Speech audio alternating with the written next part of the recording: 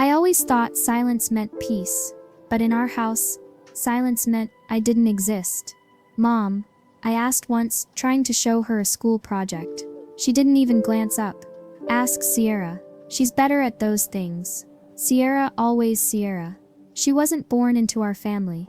She landed in it shiny and glowing, and suddenly everything revolved around her. The first time I felt erased was quiet.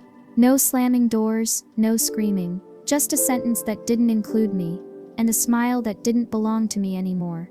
I started disappearing in small ways. My name stopped being called at dinner. My stories stayed tucked in notebooks.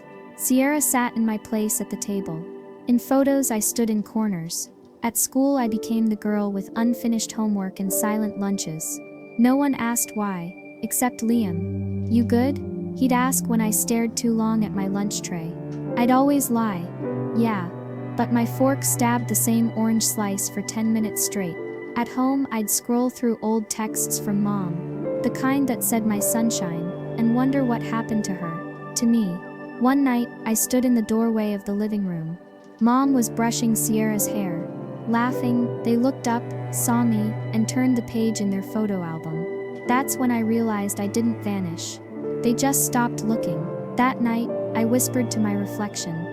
If they don't see me now, someday, they will. The next morning was no different. Sierra's voice rang through the kitchen, full of life and stories. I stepped in quietly. I'm staying after school today, I said. No one looked up. Drama club, I added, louder. Dad blinked. Since when do you act?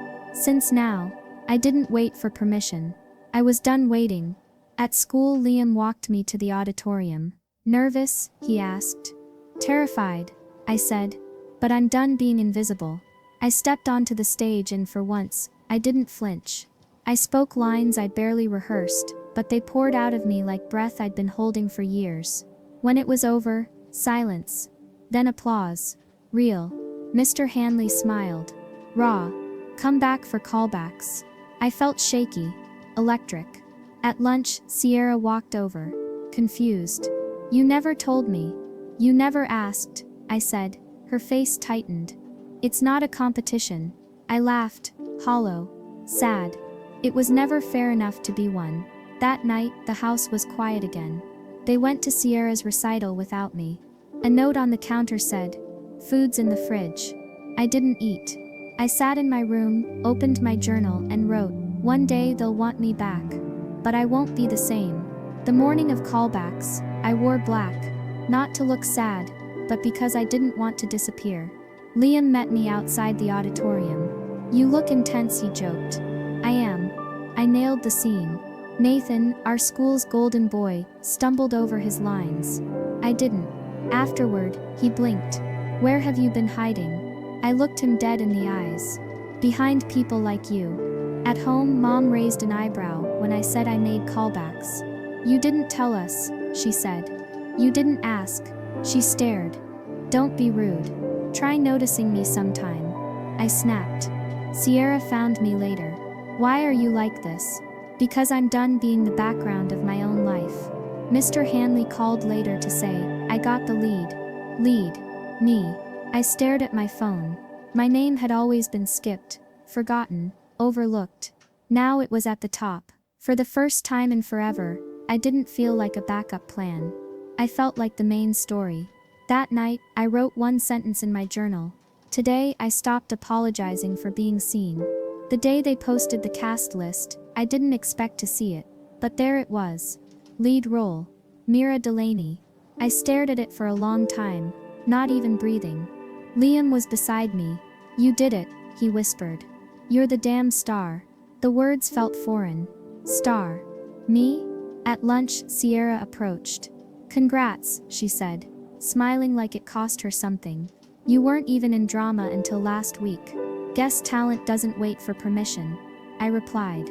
Her mouth tightened. "You think I don't work hard?" "No," I said. "I just think I finally stopped hiding." That evening, Dad asked how it happened. "You never even mentioned acting." I stared at him. "Because you never asked what I cared about."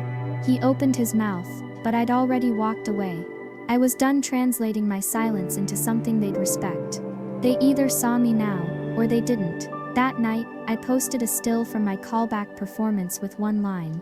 For years I was quiet. Now I'm loud in ways you can't ignore. The post exploded. Messages, mentions, DMs.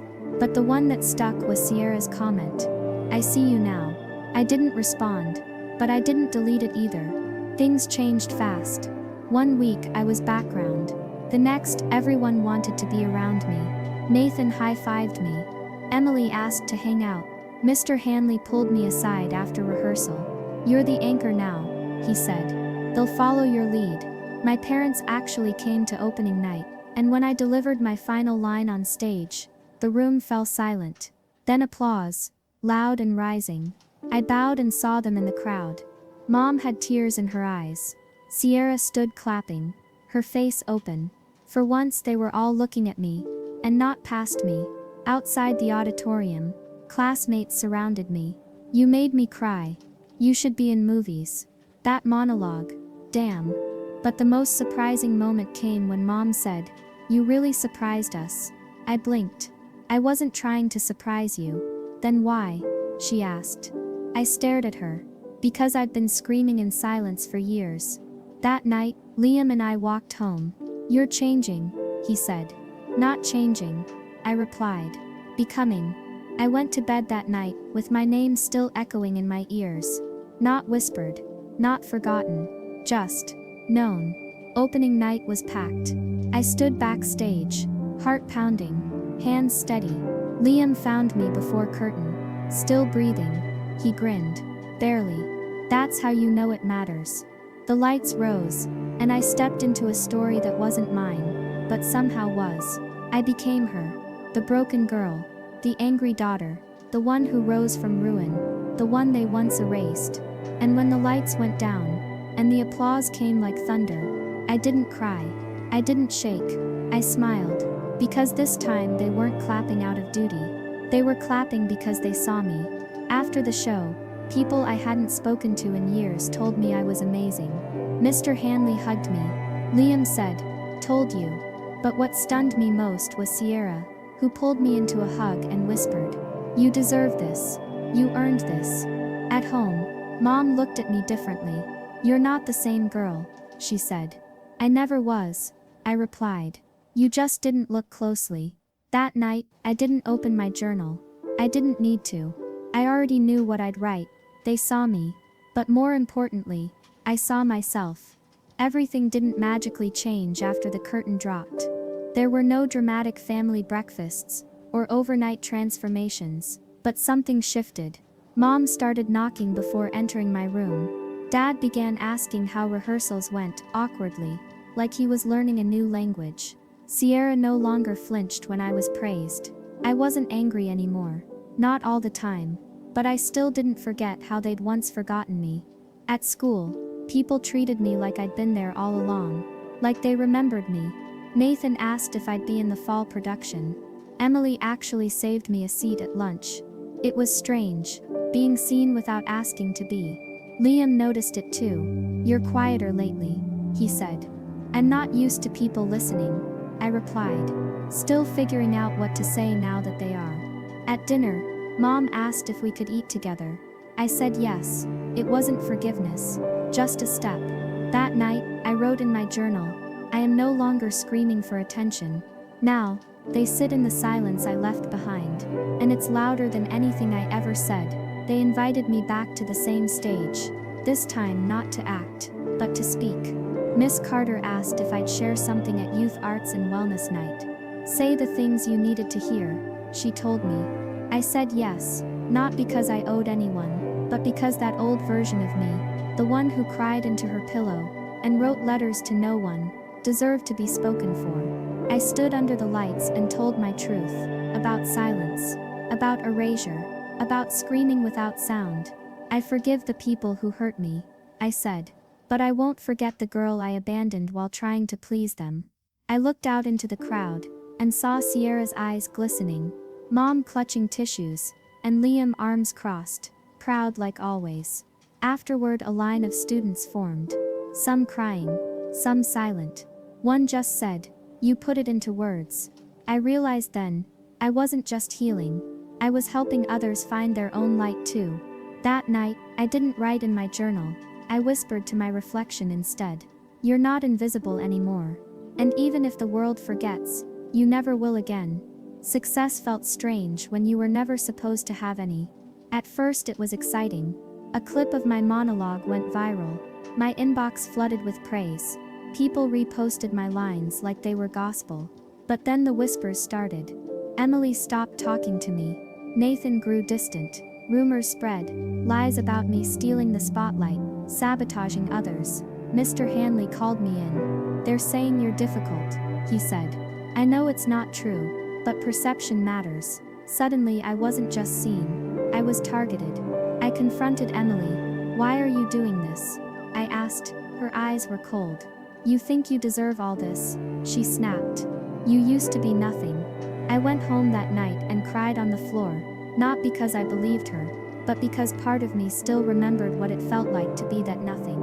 I almost gave up, but Liam showed up outside my house. I'm here, he said. Even when the world gets loud, don't forget who you are. I didn't. That night, I wrote something new. They only aim at you when they finally see your fire, so burn bright, burn louder, burn anyway. I never expected a real conversation with Mom, not one that didn't feel forced or full of half answers. But that evening, as she sat alone at the kitchen table, staring into a mug of untouched tea, I sat down across from her. Why her? I asked. My voice wasn't angry, just exhausted. Why Sierra? Why not me? She didn't answer right away. Then slowly she admitted it. Sierra was easy, polished, grateful. You were angry, she said. And I didn't know how to handle that, so I didn't. She looked ashamed. I didn't stop loving you. I just stopped looking closely. I held her eyes. That's worse, I whispered, and she didn't argue. That night, I felt a crack in the wall we'd built between us. Not a collapse, but a shift. At school the next day, I shared a deeply personal letter in English class. A letter I once wrote to no one, about feeling like I was vanishing. When I finished reading it, no one clapped. They just sat with it. One girl whispered. I felt that too, and suddenly I wasn't alone. Later my spotlight piece was shared by the school counselor, then reposted online. It began to spread. People messaged me, some with heartbreak, some with hope. That night, I opened my journal and wrote. She apologized, but not for the silence, for the cost, and that's enough, for now. Not every day of healing is golden. Some are heavy, some taste like metal, and regret. I came home one night to an empty house, and a mind too full. I felt the edge again, that old familiar darkness pressing against my chest. I stared out my bedroom window, whispering to no one, I'm tired, and I meant it, not in the sleepy way, but in the way that makes you question everything you've rebuilt. Then a text from Liam. I'm outside. I found him standing beneath the flickering streetlight, like some storybook boy, his hands stuffed in his hoodie, waiting. You okay? He asked as I joined him on the sidewalk. No, I said honestly. But I'm not quitting either. We walked for blocks without needing to talk, and when we did, it wasn't about fixing anything, it was just about breathing. Later that night, Sierra left a note on my door. I've had those nights too. I just never said it. Underneath was a tiny paper crane, made from sheet music. I tucked it in my journal, didn't cry, didn't spiral. I wrote instead. I almost gave it up, but instead I gave it space. And the night didn't swallow me. I walked through it. I found it by accident, folded between the pages of an old notebook buried in the back of my closet. My handwriting, my ache. A letter from 2 years ago, written to no one. Dear nobody, I am tired in the way that hurts. I am the silence in this house. I don't want to do this anymore.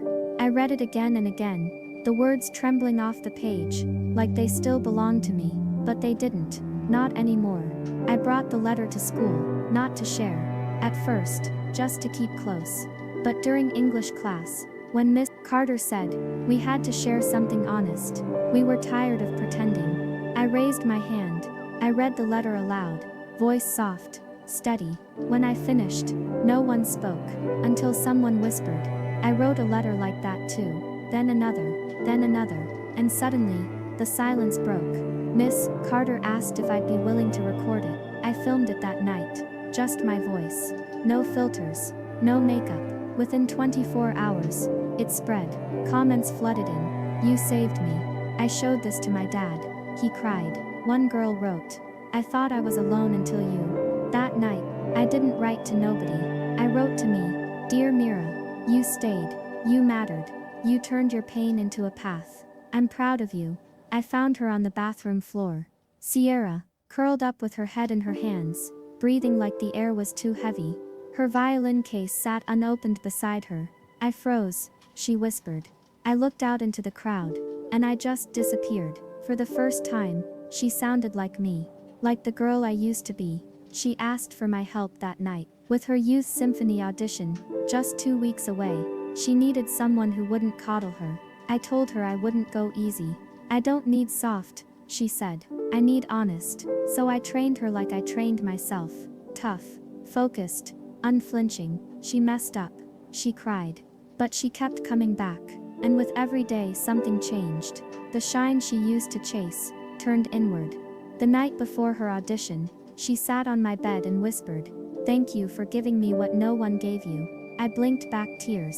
She walked into that audition the next day with steady hands. I didn't go in. I waited outside. She came out breathless. I didn't choke, she said, and that was enough. 2 days later, she got the call. She made it. She hugged me like it was both a thank you and a sorry. And for the first time, I hugged her back without bitterness. Not because she'd changed, but because I had. Her name was Ayla, a freshman, quiet, almost invisible, except for the single DM she sent after watching my video. I don't think anyone would notice if I disappeared. I messaged her back. I'm listening. We started meeting after school. No grand sessions. Just 2 girls on the bleachers, sharing silence and stories. I didn't offer solutions, just presence. Because I remembered how it felt when no one stayed long enough to understand. She brought me poems, shaky lines, broken rhymes, but raw and real. I don't show people these, she said. They sound like I'm drowning. That's why you have to. I told her. Slowly, she began to rise. She read her poem at an open mic. Her voice shook, but she stood tall. They saw me, she whispered afterward. I smiled. You saw you first. Later Miss Carter pulled me aside. You're changing her life, she said. I shook my head. She's saving herself. I'm just the reminder she can. That night, I lay in bed and realized I had become the girl I used to need. The one who didn't flinch when others cried. The one who didn't run when the story got heavy. I wrote in my journal, I don't carry my pain alone anymore. I carry light too. And I pass it on. The same stage, the same curtain. But this time no spotlight. Just me. My voice. Miss Carter asked me to speak at the Youth Arts and Wellness Night. I didn't want to at first. But the girl who once wrote letters to nobody deserved to be heard by everybody. I stood on that stage and told my truth. About being erased. About fighting to be seen. I forgive the people who broke me, I said, but I won't forget the girl I abandoned trying to make them love me. I saw Sierra in the front row. Mom wiping tears, Liam steady as ever, eyes full of something deeper than pride. Afterward, people swarmed me, some crying, some silent. One boy said, "You made me feel human again." My heart didn't ache this time. It glowed. Outside, Mom found me by the vending machines. I listened, she said. And I'm still listening. I nodded. Then keep showing up. Later Liam walked me home. You're not just everything they wish they could be, he said. You're everything they should have protected in the first place. That night, I wrote my last journal entry. They didn't break me, they built the fire I used to rise. I closed the book, not to forget, but because I finally didn't need to prove anything to anyone. Not anymore. There's a strange kind of weight that comes with being seen. At first, you crave it. You imagine it soft, like a blanket wrapping around the parts of you that were once cold and forgotten. But when it finally arrives, it doesn't feel soft, it feels heavy, like all those eyes are hands, and they're not holding you, they're pulling. The day I was invited to speak at the National Youth Mental Health Summit, I was eating cereal in my pajamas, scrolling through DMs and school announcements. My mom was ironing in the corner. Life was still small. Then the email came in. Subject, Keynote opportunity. Youth Voices panel. Hi Mira, we'd be honored to have you as a keynote speaker at this year's NYMHS conference in Chicago. Your story has impacted thousands of teens. Your voice matters now more than ever. I read it 3 times. I didn't even tell my mom right away. I just sat there, staring, because the voice they wanted, that was mine. The girl who used to beg to be noticed. The girl who wrote letters to nobody. Now she was being flown across the country to speak to a room full of hundreds. Chicago. Sierra blinked at me in disbelief. As in actual Chicago, with the skyline and the snow and deep dish pizza. I nodded. They're paying for everything. Flight, hotel, a small stipend, even professional coaching before the speech. She grinned. You're like famous now. I didn't smile back, because deep down something was already aching. Liam was quiet when I told him. You proud? He finally asked. I should be, I said, but it feels like I don't know. Like the thing that saved you is turning into the thing that owns you? I looked up. He always knew how to say the thing I hadn't found the words for yet. The weeks leading up to the summit were chaos. Emails, interview requests, script drafts. Everyone wanted to shape my story. Tidy it, make it inspirational, not too dark. Vulnerable, but polished. One coach said, let's soften the language around the depression, maybe say emotional burnout instead. Another suggested changing the phrase I wanted to disappear to I felt distant from myself. It was like watching someone try to blur the bloodstains in a war photograph. It's just wording, they told me. The impact's still there. No, it wasn't. The impact was in the ache. One night, I stayed up past midnight, trying to rewrite the closing of my speech. Everything I wrote felt like a performance, not for healing, but for applause. I stared at the screen and whispered. I didn't come this far to lie again. My voice cracked in the quiet. Ela noticed it first. You look tired, she said. Meeting me on the bleachers after school. You haven't been writing. I haven't had time. You always made time before. I nodded, jaw tight. She watched me carefully. They're turning you into a symbol, huh? I laughed bitterly. Yeah, and I don't even know what I'm a symbol for anymore. Survival? She guessed. Maybe. But it feels more like performance art. Like I'm being packaged into something neat and marketable. You're not a brand, Mira. Feels like I'm becoming one. The night before my flight, I couldn't sleep. I sat by my window, watching shadows stretch across the street. I used to beg for this, for people to listen, for recognition, for space. And now that I had it, I was shrinking again, in a different way. Not because they weren't looking, but because they were. And this time they weren't looking for me. They were looking for a version of me that was clean, polished, safe. Chicago was cold, beautiful, loud. The hotel room was nicer than anything I'd ever seen. White linen sheets, a view of the skyline, a tiny coffee maker I didn't know how to use. The conference coordinator was kind, but sharp. All business. They walked me through the rehearsal schedule, the lighting cues, the exact minute I'd walk out. You'll follow the trauma-informed parenting speaker, and come right before the closing performance artist, they explained. Your story will really bridge the emotional arc. Emotional arc. I wasn't a person anymore. I was a narrative device. The night before my speech, I found an empty stairwell in the hotel. I sat there, curled up on the steps, and called Liam. He answered on the second ring. I can't do it, I said. Yes, you can. They want a version of me that doesn't exist anymore. Then give them the truth. They don't want the truth. Then say it anyway. I was quiet for a long time. What if they stopped clapping? I asked. Then you'll finally know who your story was really for. I stepped onto the stage the next morning with shaking hands. Hundreds of eyes stared back at me. The spotlight was hot, blinding. I could hear my breath in the mic. I looked down at my script, then I looked up and said, I'm not going to read what I prepared. A ripple moved through the audience. I had a speech. I continued, a beautiful one, drafted and redrafted by a team of professionals, but it didn't feel like mine anymore. I paused, let them feel the silence. I wasn't supposed to survive, and I don't mean that metaphorically. There were nights I didn't plan to see the morning, nights where I begged the stars to forget I existed, nights where the silence felt safer than being seen. People sat forward in their chairs. I wrote letters to nobody. I performed healing like it was theater. I performed it so well, I forgot to actually do it. I met the eyes of someone crying in the front row. And I'm not here to inspire you. I'm here to be honest. When I walked off stage, no one clapped at first. Then slowly, the applause began. Not loud, but deep. Real. A woman stopped me in the hallway later. You gave us permission, she said, to be messy. A boy, maybe 15, said, that's the first time I didn't feel alone in a room full of people. A college student in a hoodie whispered, you reminded me that I don't have to write a happy ending yet. That night, in my hotel room, I sat in silence, not the kind that hurts, the kind that heals, and I opened my journal again.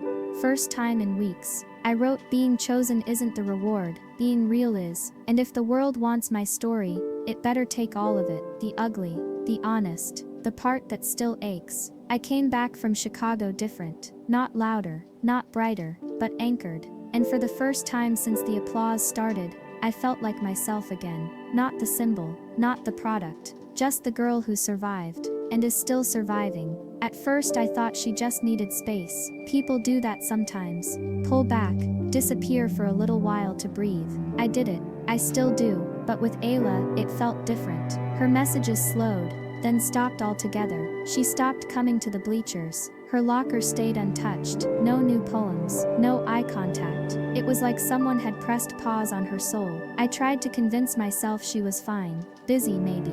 Caught up in midterms. I told myself she'd reach out soon. But deep down, a voice I hadn't heard in a long time whispered something colder. You're losing her. And not in the ordinary way. In the way that steals people in silence. By the fourth day, I couldn't ignore it anymore. I went to Miss Carter. She said Ayla had been marked absent. Her mother called in, but didn't say much. Just that she was under the weather. That phrase. Those words. I'd heard them before. People rarely say depressed when tired will do. They don't say hurting when sick sounds safer. But I knew what was happening. I had seen this script. I had lived it. I walked to her house. Heart pounding. Her mom answered, exhausted eyes, hands wringing her sleeves. She's upstairs, she said, her voice thin. She hasn't talked much, barely eats. I nodded. Can I try? I knocked once on Ayla's door. It's me, I whispered. Nothing. I walked in. The room was dim, quiet. She was under the blanket, turned away from me. I sat on the floor, back against her bed. You don't have to say anything, I said. Just breathe. I'm not leaving. The silence wrapped around us like fog. When I finally stood to go, I heard her whisper, I didn't want to disappoint you. I turned. You never could. She looked at me then, eyes swollen, voice barely there. I was doing better. I didn't want to go back.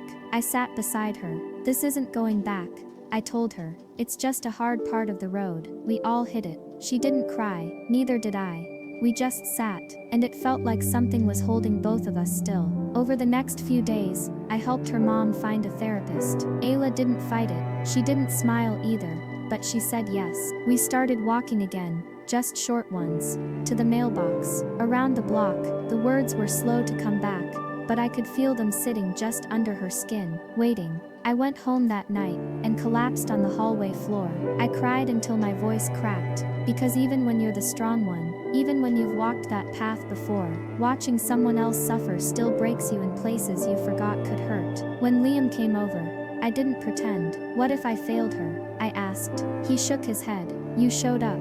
That's not failing. That's surviving together. A week later, Ayla slipped a folded paper into my locker, a note, and beneath it, a poem. She titled it, Breathing is Loud When You Listen to It. I read it sitting alone under our tree, the breeze brushing my face like an apology from the sky. That night, I wrote, I am not a savior. I am not the reason someone chooses to stay, but I am a mirror, a hand in the dark, and maybe that's what healing really is. I didn't know what it felt like to be loved without earning it. For so long, I only knew performance. If I was good enough, strong enough, quiet enough, people stayed. If I was broken, complicated, heavy, they didn't. But Liam didn't run. He brought me tea on days I didn't ask. Waited outside rehearsals even when I was late. He remembered the little things, my favorite songs, the time of day I got the most tired, how I liked my hoodie sleeves pulled over my hands. I tried not to overthink it. Tried not to feel it too much, because if I felt it, it might become real. And if it became real, it could leave. We sat under our tree one day, and I asked him, Do you ever think about the version of yourself before all this? He turned to me. You mean before I knew how to hold broken things? I nodded. He shrugged. That version of me wouldn't have seen you. I didn't know what to say to that, so I just looked at him, and in his eyes I saw something I didn't know how to name yet, but it felt like home. One night, we watched a movie in his basement. Some stupid comedy. His hand brushed mine. I froze. He didn't squeeze, just waited. This scares me, I whispered. I know, he said. I'm not asking you for anything. I'm just here, and I believed him. The next day, Ayla said I looked different, like someone who finally realized they're worthy of softness, and I wanted to believe it was true. But love is never easy for people who've been forgotten. It came to a head on a walk through our old neighborhood. I said something small. I don't know why you like me, but it shattered the silence like glass. He stopped walking. Why would you say that? I looked down. Because I'm messy, and scared, and never enough. He stared at me. You think I don't know that? I love you because of those things. Because you fight anyway. I don't know how to do this, I said. You don't have to, he replied. Just don't walk away from it.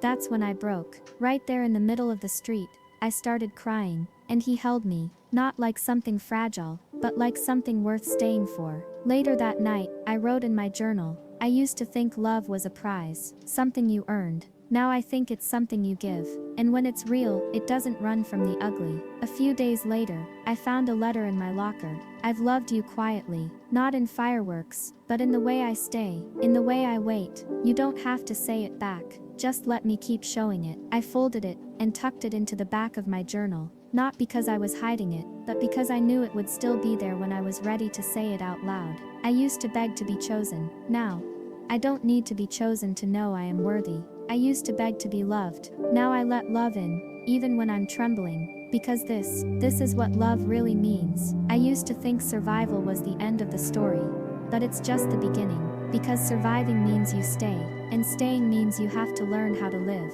to love, to hurt without crumbling, to speak without shrinking. I am not just the girl who was abandoned. I am the woman who chose herself, even when no one else did. And if you're reading this, wondering if you matter, wondering if anyone will ever see you, hear me now. You do, you are, and someone already does, even if that someone is just you, especially if it's you.